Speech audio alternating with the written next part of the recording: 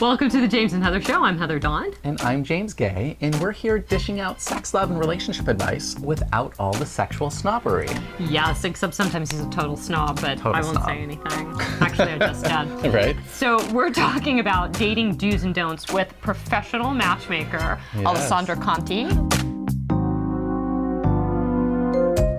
Welcome, Allie. Thank you so much for having me. It's so great to have you here. Great. And actually, James and I prepared a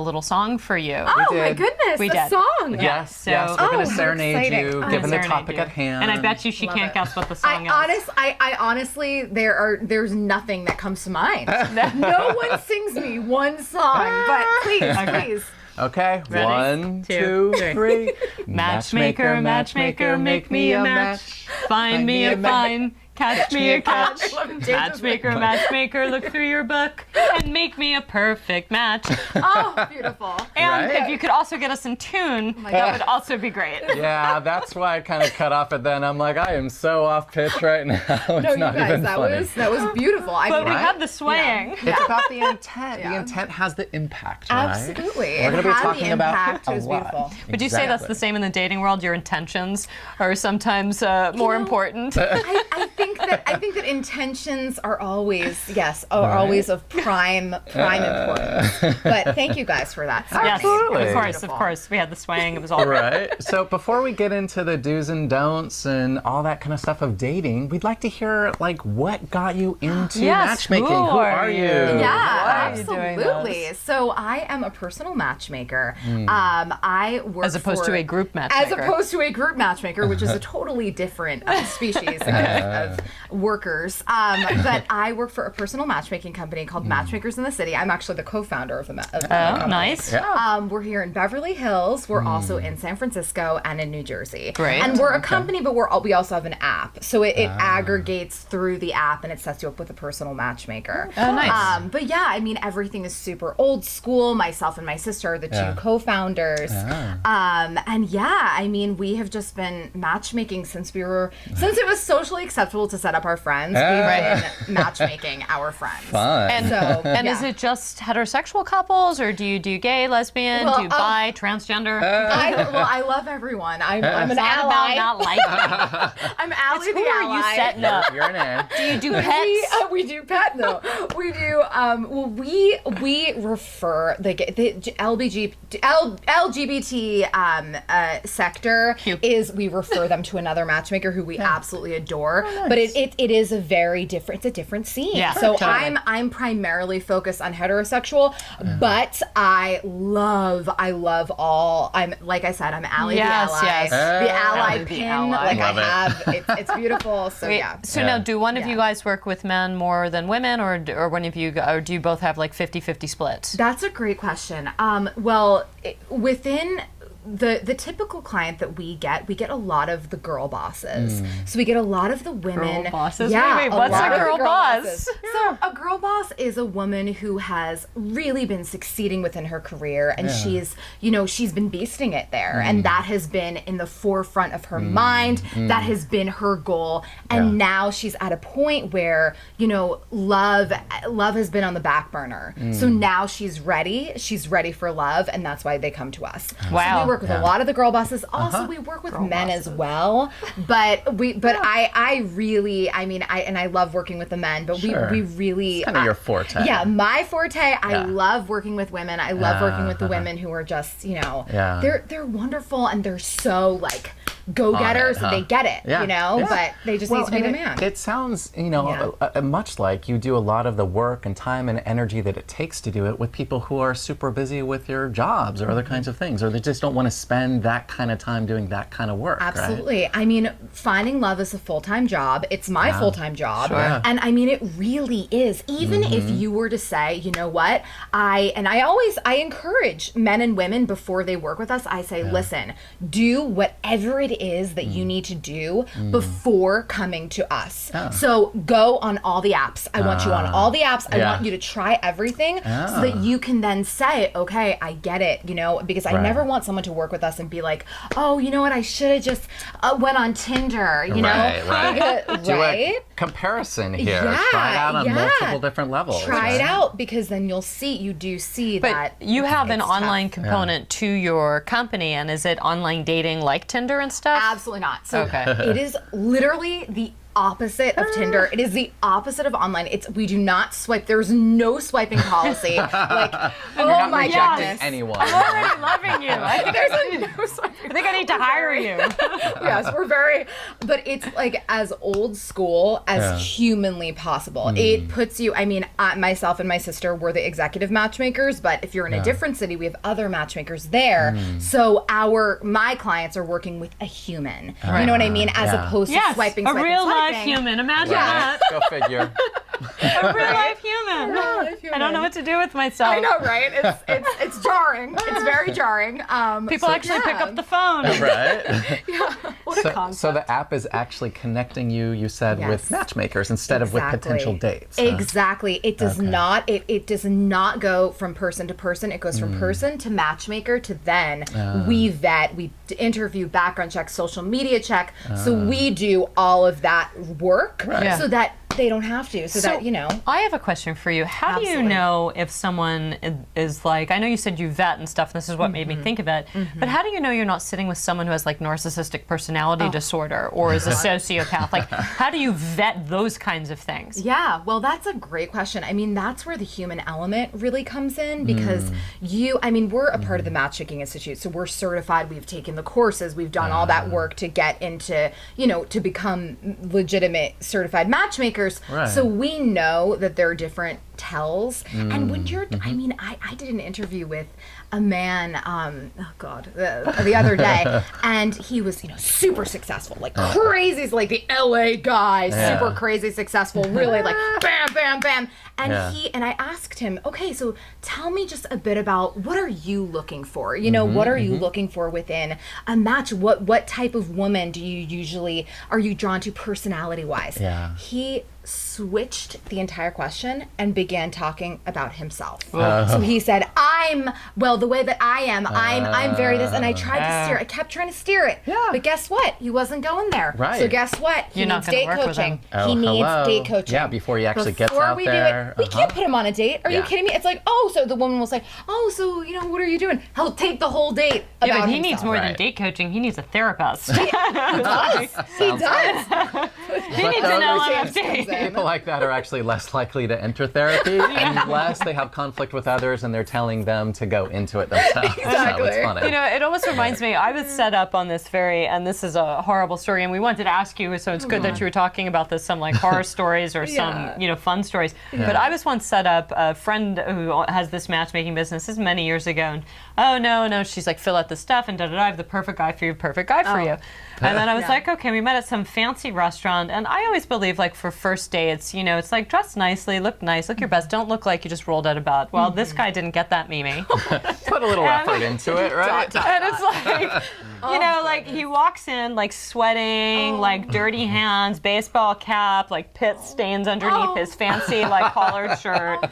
And he's like, oh my God, he's like, sorry, I've been golfing all day. And I'm like, oh, you smell and look lovely. Well, at least I know what you'd look like post-coital. Like, you know, like the male aroma. Like, and then it was somewhere. just like, your pheromones are not matching for me. That's all I gotta say, right?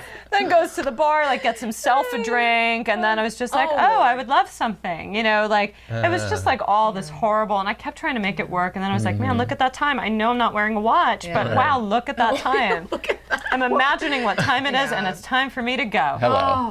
Well, that sounds like one of the benefits of matchmaking, right? It's like you're She saying was a you matchmaker. actually I'm so get sorry that you to had that experience. well, but that you get to vet things, right? And you said that in-person contact, so that you know nobody can sort of hide their self-absorption or self-entitlement when they're sitting in front of you, right? No, I mean it's true. I mean we have I completely, and I'm so sorry that you had to go through No, that. it's funny. I carry deodorant now to all my first dates. I mean, obviously.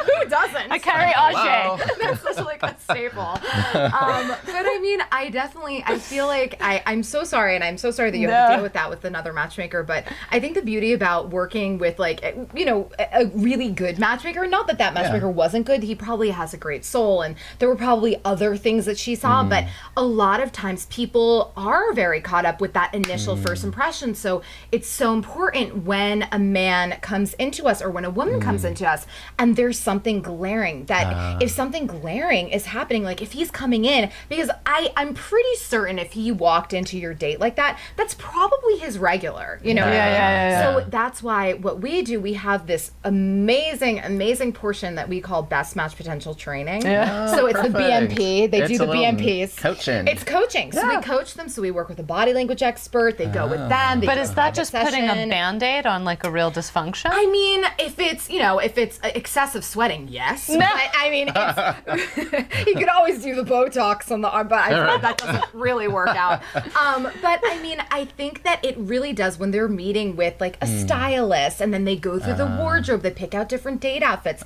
It helps them. You know what I mean? And they know that this is the level, and we have different rules and guidelines. Like this is like what you're expected, and it's like 2-drink maximum. I know you guys. I don't know if you guys would like this one, but no sex until monogamy. I know that you're very sexual. So no sex until monogamy, meaning they can't have sex until they agree to be in a committed relationship. Yeah, until they agree to be. You're the only person that I'm going to be fornicating with. Right. That is when we. Yeah, but how do you know they're going to tell the truth? And I mean, you don't. Right. We've had. I would actually say people wouldn't tell the truth.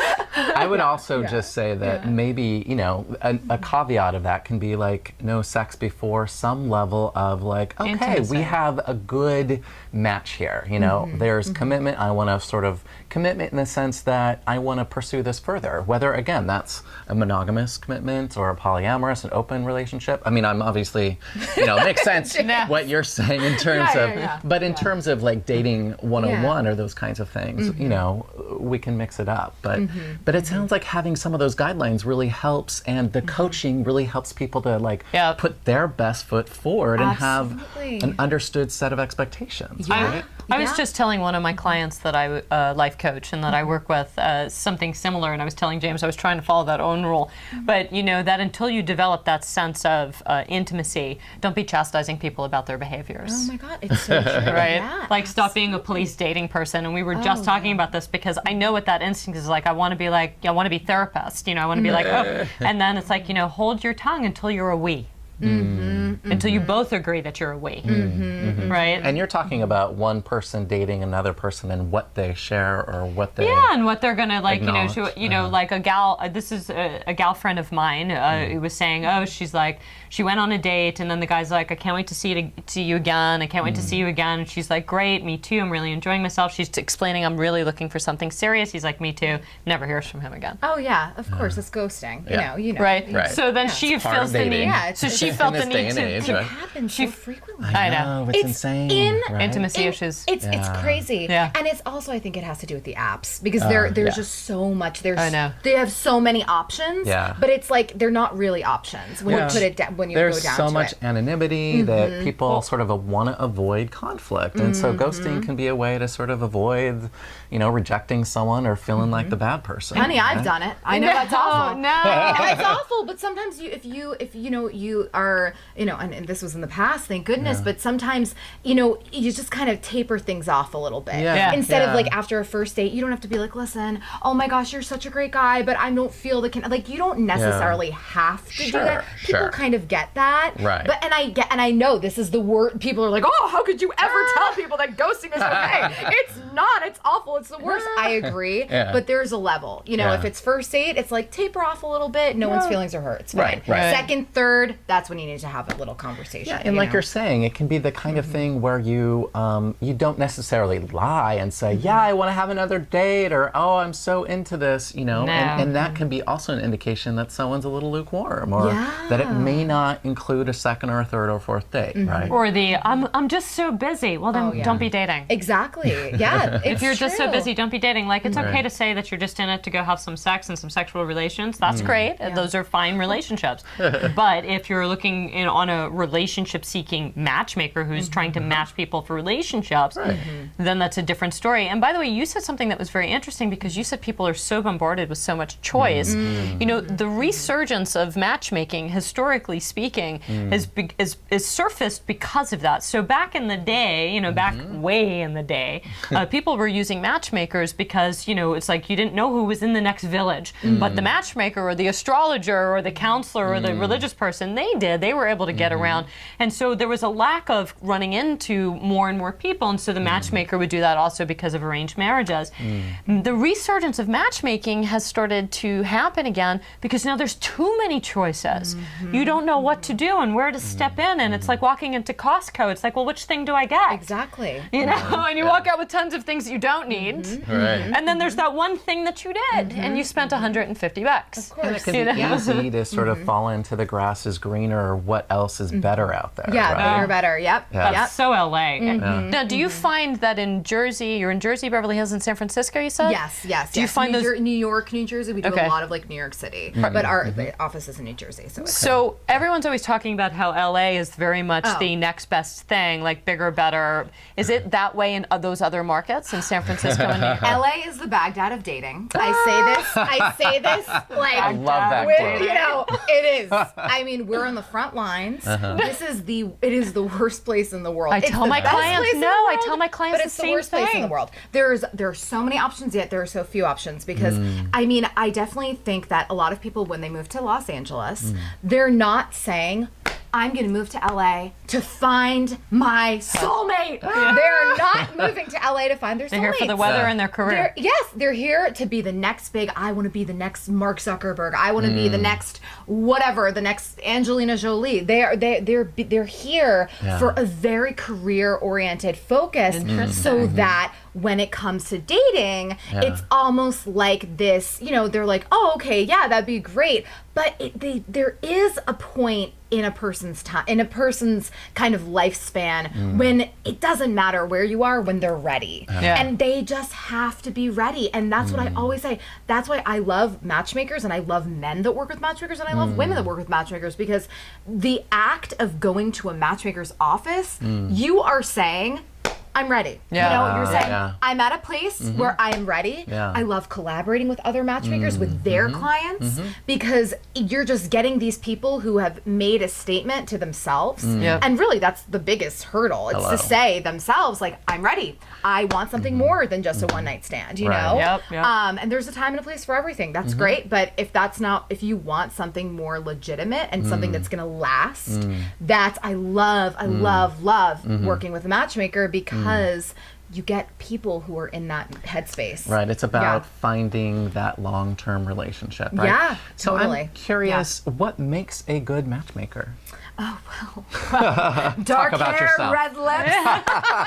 And a big personality. Fabulous personality. No. I mean, what makes a good matchmaker? I think that listening is, and this was not always something that I was good at. You know, I think I still, you know, work on that. But listening is so important, and also being very. I feel like I'm personally. I know I'm a really good matchmaper. Like I'm okay to brag about that. Like you got your shtick down. I know what I'm doing for sure.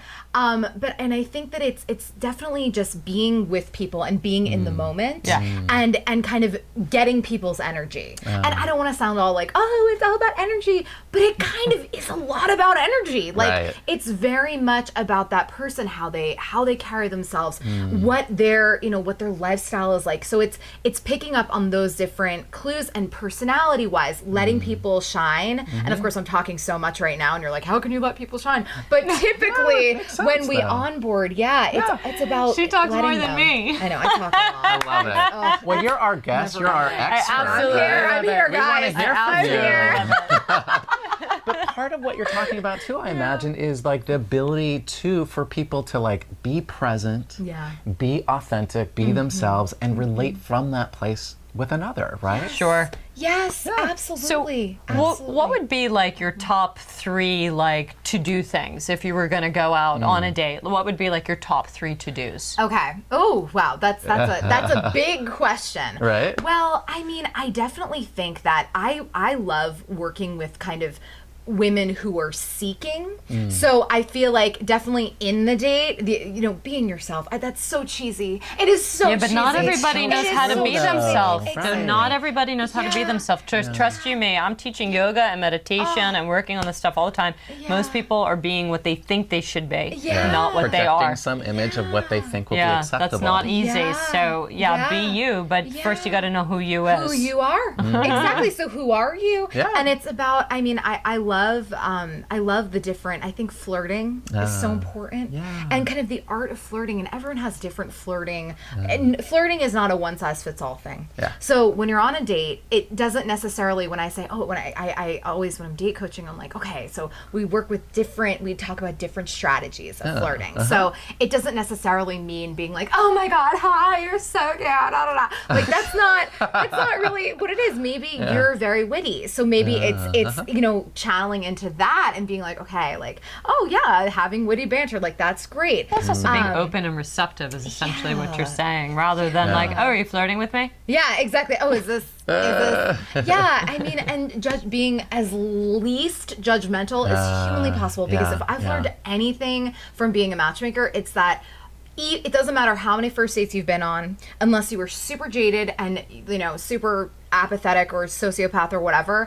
People are so nervous on first dates. Yeah. They are so nervous, and it is so cute, and you just want to give them a hug. So just know that the person sitting across from you, they're nervous. So just give them a shot. Cut each other some slack, right? They don't have to be perfect. You don't have to be perfect. You're just meshing. Try not to break a bunch of cups. Just be in the moment, have fun, enjoy. The second date, that's when I think the real stuff happens. Right. A first date's tough, but second date's. Well, so just in review, be yourself. Be yourself. Right? So geez, be. Yeah. Be flirty. Be flirty. Be flirty. Yeah. Be fun, fabulous, and flirty. Right. And be kind. Be kind. Don't be judgmental. Be kind. Yeah. Don't be judgmental. This is such like earth-shattering advice. But it is for many people, right? 3 don'ts. Yeah. 3 don'ts. Oh, yes. 3 don'ts. Like, Oh, do not. Okay, that's great. I have one if you need one. Do not. Oh, please. I would love to hear your don't. Do not Yeah. do this. Take your phone. Oh my God. Oh, hang on a second. Yeah. No, it's so great. Yeah. You're such a great guest. So sweet. Oh my God. Can I just snap this really fast? Oh yeah. Hey, I'm on my Oh my first God. date. Hey, selfie. Oh, hey, it's been a week. Yeah.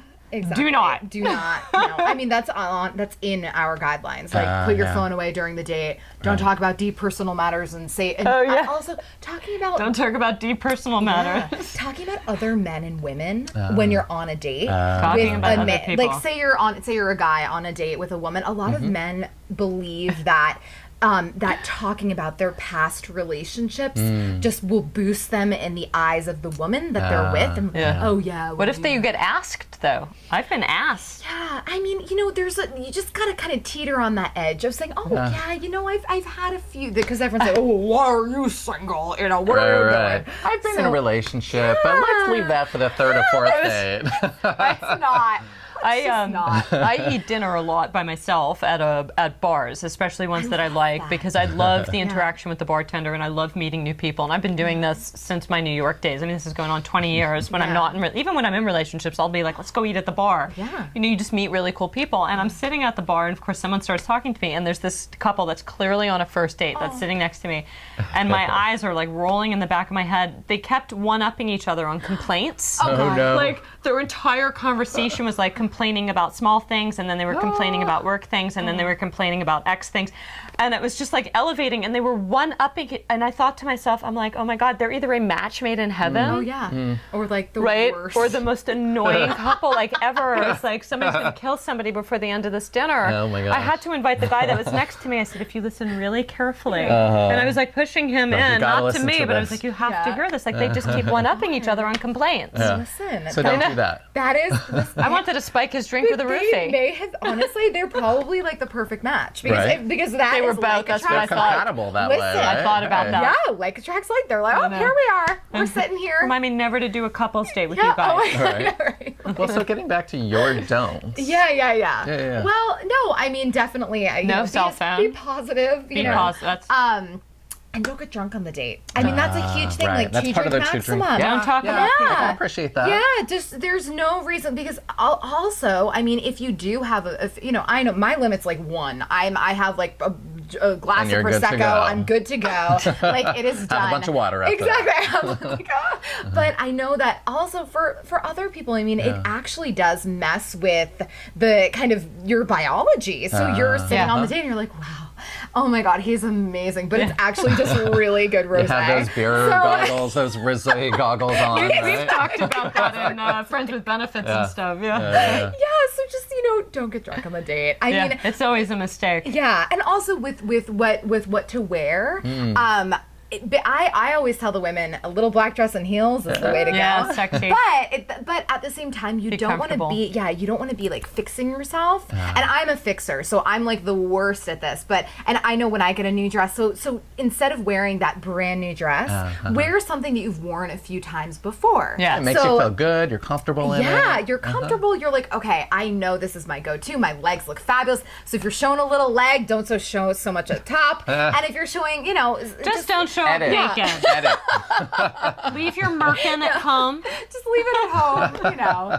Just tasteful. All right, so no cell comfortable. phones. Yeah, Don't yeah. talk about exes or other people. And don't dress like a retard. Yeah, I mean, basics. And I have to say that all these things are applicable to the LGBTQ population as well, 100%. right? Oh, yes. And if we break it all down, again, it's about be yourself. Be Don't put kind. on airs, right? And be kind. Yeah. Right? Just don't be mean. Don't be judgmental. Be as present as you can be. And get to know each other. Yeah. Right? isn't he sweet? Absolutely. I know, but even the way you say it, I always It's- feel like it's Mr. Rogers. beautiful. Like it feels so sweet. Like I always want to be like, oh my God, you're so sweet. Yeah. Here. Yeah. I know. And on that, I mean, talking about, I always tell them, like, try to bring up things from, like, younger, when you were younger. Like, what were you like in high school? Like, I know that's such a weird question, but it's a great question because it kind of Right. gets people, like, out of their mask that they're wearing now. And they're right. like, oh my God, well, I was in the plays. And blah, blah, blah, blah. Like, it's so cute. And you're like, I wow. sang Matchmaker out of tune. Yeah, Right? exactly. Well, and it's about not proving yourself, but actually like knowing your core values, what you're interested in, and sharing that with other people, right? Absolutely. Thank Yes. you. Oh, Oh my Thank you, gosh, thank so you, thank you. fun You're having so you on much our fun. show. guys, it's a Yes. pleasure. It's been a pleasure. Allie Conti and matchmakersinthecity.com, yes? Yes, matchmakersinthecity.com, and you can get it on your iPhone. Oh, sorry, awesome. Androids, Perfect. we're not on. Eventually, right? Androids Eventually, don't it will count. happen. Androids are for frustrated iPhone users, which I may be headed in that direction. And I'm Heather Dawn. And I'm James Guay. If you want to hear our audio podcast episode of this, go to thejamesandheathershow.com. Yep, and you can hear us. We're on SoundCloud. Have a good one. Bye.